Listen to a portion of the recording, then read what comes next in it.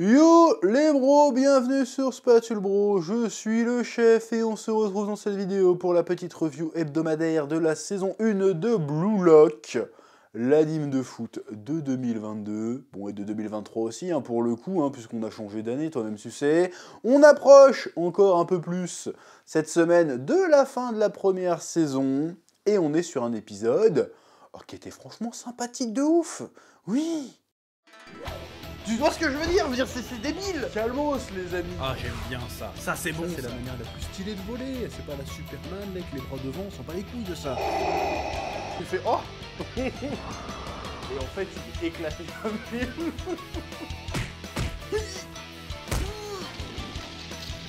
Je sais pas ce qui m'a pris là. Là j'ai craqué.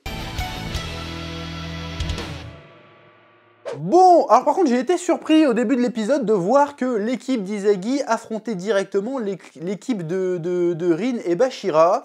Je pensais qu'il y aurait eu un match intermédiaire entre les deux, mais apparemment non. Apparemment je crois comprendre que c'est la première équipe à atteindre le même niveau que l'équipe de Rin et Bashira. C'est comme ça que je l'ai compris, peut-être que je dis de la merde, mais je m'attendais à vraiment que les gars soient encore à un niveau au-dessus, quoi, dans le sens où, en fait, on a joué, on est les meilleurs, donc on devrait être pas juste un niveau au-dessus, mais au moins 2 ou 3 en fait. Parce que je sais pas combien il y a d'étapes, je sais plus si c'est la dernière étape ou pas.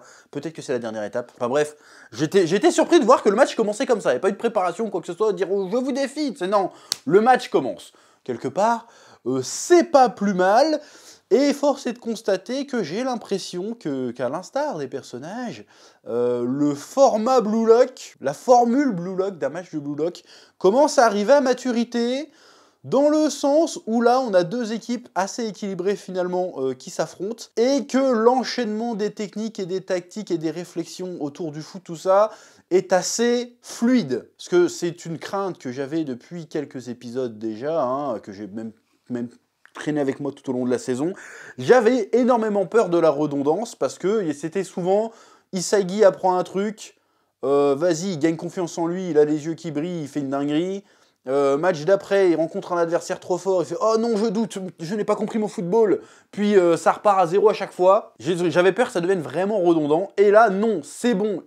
Son style de jeu est fixé, en tout cas pour le moment, est fixé. Les styles de chaque joueur sont fixés et déterminés. Chacun des personnages, à part l'équipe de Lin et en dehors de Bashira, l'équipe de Lin, ils n'ont pas été plus développés que ça.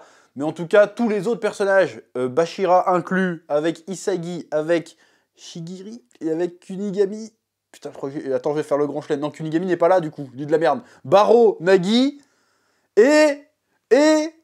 C'est tout, en fait. Je crois que c'est tout. Ouais, c'est tout, Attends, ouais, c'est tout, ils sont 4 contre 4. Ouais, c'est bon. On a eu leur petit arc de développement chacun, et maintenant, on arrive un peu à l'apothéose de tout ça. Ils ont un jeu qui est mature, entre guillemets, et ça fonctionne de fou. C'est que ça s'enchaîne super vite, il y a des techniques, il y a des péripéties, on n'est pas à voir introspection totale, c'est non, attends, j'ai compris, il faut que je trouve une solution, je trouve la solution, action de bâtard, le gars fait une contre-attaque de bâtard, on contre la contre-attaque, c'était vraiment stylé. Voilà, le premier but qu'ils ont mis, j'ai trouvé ça incroyable, genre, les autres ils ont pas compris, ils se sont fait déborder de fou, genre, attends, mais il va jouer en duo avec Isagi et Baro, mais en fait non, Baro limite il essaye de dribbler Isagi, et Isagi essaye de le dribbler, en fait il s'arrache la balle, c'est-à-dire qu'ils sont tellement individualistes que ça devient un jeu collectif mais individuel, ça n'a aucun sens mais c'est génial, le concept est génial.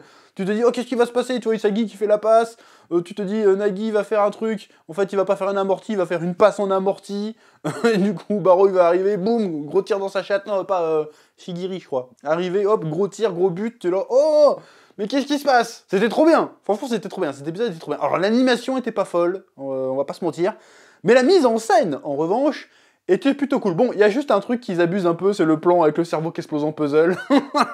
C'est un peu abusé. C'est chaque fois qu'il voit une passe, il fait déconstruction, reconstruction. Bon, au moins ça prend pas tout l'épisode. Parce que d'habitude ça prend tout l'épisode.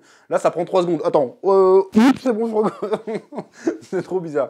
Mais bon, bref, c'était plutôt cool. Puis après t'as le Lin, pareil. Bah je dis Lin, mais on s'en fout. Bon, le gars est trop fort de chez Balèze aussi. Bon, il est pas infaillible. Comme on l'a vu, il commence quand même à avoir quelques failles, mais il fait des trucs, il est encore plus fort qu'Isagi en mode ah t'as le Sharingan, bah moi j'ai le Mangekyu Sharingan, et après ça va être quoi? Moi j'ai un Susanoo bâtard, qu'est-ce qui va se passer?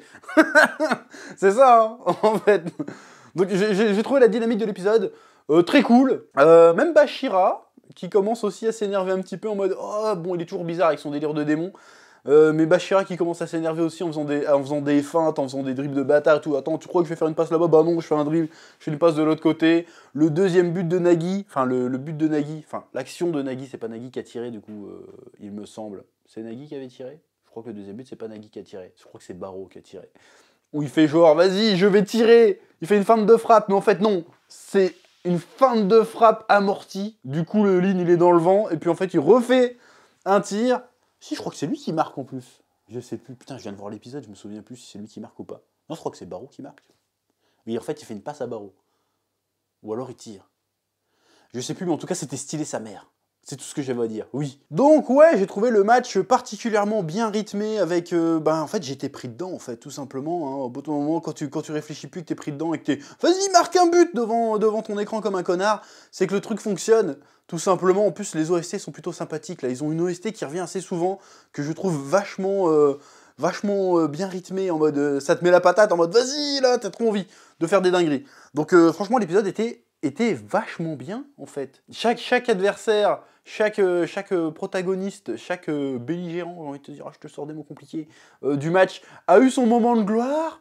Il y a des bonnes interactions, il y a une bonne dynamique. Franchement, si le manga et l'animé, surtout, parce que le manga, je l'ai pas encore tout à fait lu, j'ai lu 2-3 premiers tomes, il me semble, mais si l'animé continue sur cette dynamique-là, en allant encore plus en avant, en faisant des techniques, bon, ça n'a aucun sens, mais qui sont cool, si on garde cette rythmique-là, cette dynamique-là, cette énergie-là, franchement, ça va être incroyable les prochains matchs. Parce que là, ils sont en train de se battre les uns contre les autres, mais à un moment donné, ils vont forcément être dans la même équipe. Donc imagine contre qui ils vont se battre, je veux dire, ça va être incroyable. Il va y avoir des dingueries qui vont se passer, là, il va y avoir des Genkidama, il va y avoir des trucs. Ça va être trop bien. En plus, là, à la fin de l'épisode, t'as le il fait bon...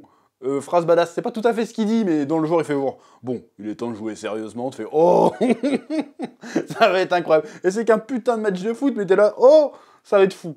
Ça va être fou. Ça aurait été dans un shonen baston, le gars aurait sorti une transformation de bâtard, tu vois. Il aurait sorti une méga transformation, il aurait fait un Edo Tensei, il y avait les 5 Hokage qui revenaient, et il se passait un truc, tu vois. Donc franchement, j'ai kiffé. Cette review n'était absolument pas pertinente. C'est juste que je partage mon kiff. J'ai beaucoup aimé. Beaucoup aimé, ça se dit? Je sais pas. J'ai kiffé ma race. Voilà, donc Blue Lock, c'est trop bien. On aurait encore plus kiffé avec une animation digne des qu'on a vu dans les premiers épisodes. Les 3-4 premiers épisodes, l'animation était incroyable. Pour de vrai, j'espère que pour la fin de saison, ils nous réservent une masterclass avec une animation aux petits oignons. Mais pour l'instant, je ne boude pas mon plaisir, je kiffe Blue Lock. Voilà, donc Blue Lock, franchement, vivement la saison 2. Hein, parce qu'on en reparlera de la saison 2, forcément. C'est pas comme Tokyo Revenger, ça tombera pas dans l'oubli, j'espère pas. Bref, c'est à peu près tout ce que j'avais à dire pour cette semaine. Voilà, c'était vachement bien. Je me suis bien amusé, et c'est cool. C'est tout ce qu'on demande à un animé, finalement. De nous amuser, de nous divertir. Et ben là, j'ai été diverti. Et en plus, j'ai trouvé que c'était bien fait. Pas l'animation, mais en tout cas... comment ça le raconte, c'était cool. Et c'est vraiment une autre façon de faire des mangas de sport, et plus généralement de foot d'ailleurs. Enfin, c'est une autre façon d'apprivoiser le manga de sport, et non, le manga de foot, et plus généralement le manga de sport, plutôt.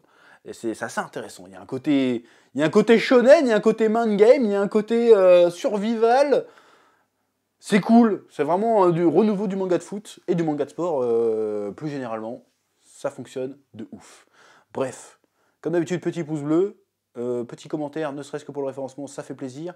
Et je vous dis à très bientôt sur Spatulbro pour de nouvelles vidéos. Et en plus, en ce moment, il va y avoir beaucoup de vidéos, parce qu'il y a plein de trucs là. Je sais pas comment je vais faire.